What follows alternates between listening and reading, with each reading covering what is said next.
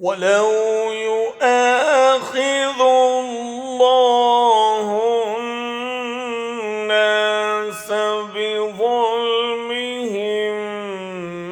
ما ترك عليها من دابة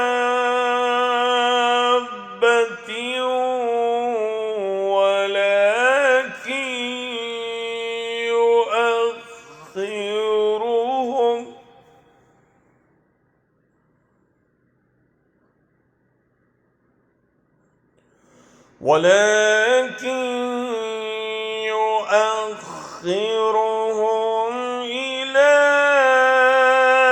أجل مسمى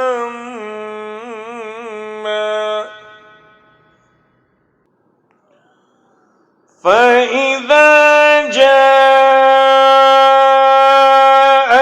أجلهم لا يستأخرون ساعة ولا يستقدمون.